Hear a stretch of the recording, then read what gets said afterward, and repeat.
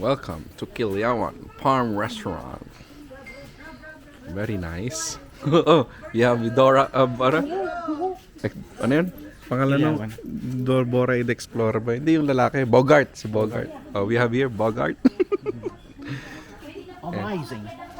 Oh, happy birthday.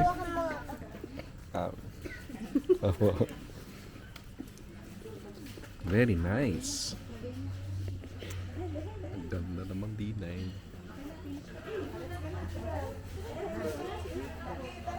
Oh, sakay tayo sa Pagbubuhay wala naman ito.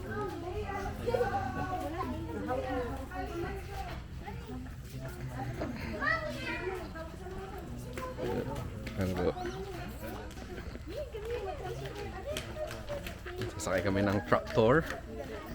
Nasa ng kaya. Oh my! Ingat!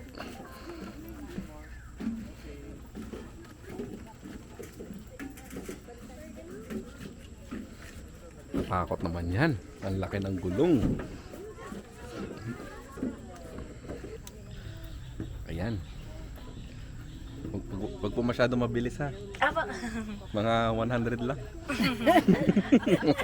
Okay po. Ang driver po ng tractor ay si Tatay Lindoy. Siya po ang makasama natin ngayong umaga.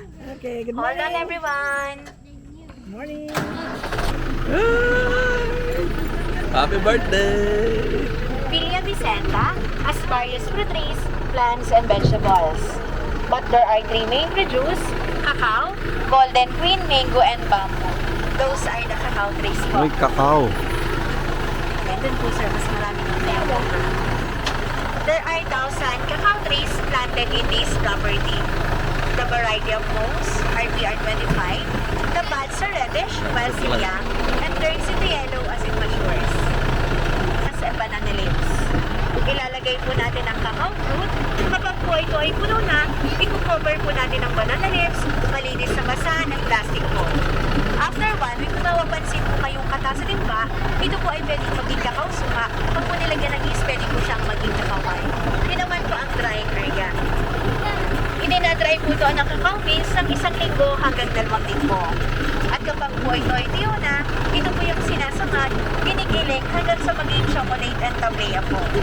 Kaya po yung hot choco sa restaurant and tableya sa country store, 100% po siyang cacao fruit na galing po dito sa farm. Sa building naman po it is 8-hectare property. And around 1,000 poles were harvested and treated to fulfill the needs of this project. Yan, ito rin po ay mga puno ng cacao trees. Daming kakao.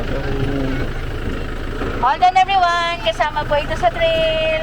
Alala. Uy! Wag! Meron po tayong 2 weeks sabihin po nito, hinog na, ready for harvest na po. At meron din po ditong 6 na farm workers na nag-aalaga po ng farm. Yung iba po sa kanila dito rin nakatira. Yan, yung owner naman po dito rin nakatira doon po sa may private property na dinaanan po natin. Ay, ay, ay. Yan po, kasama po ito sa trail.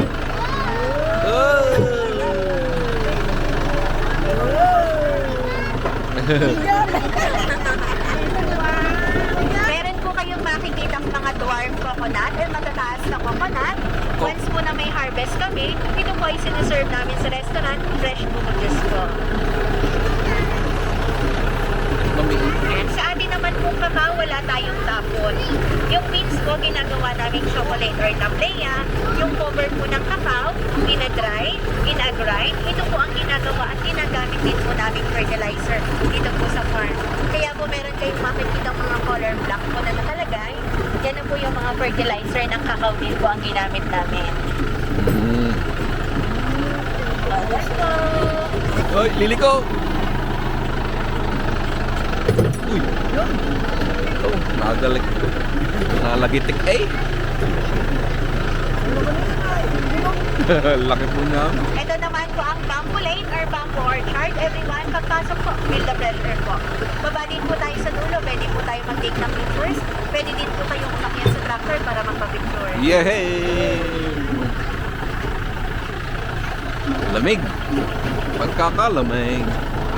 Yan, dito lang po Oh. sa bawat gilid. Watch your head po. Gawa po ng mga bangkong bagong tubo. Ano ba?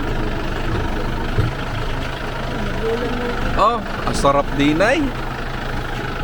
All done po. Bababa lang po ng konti sa gilid.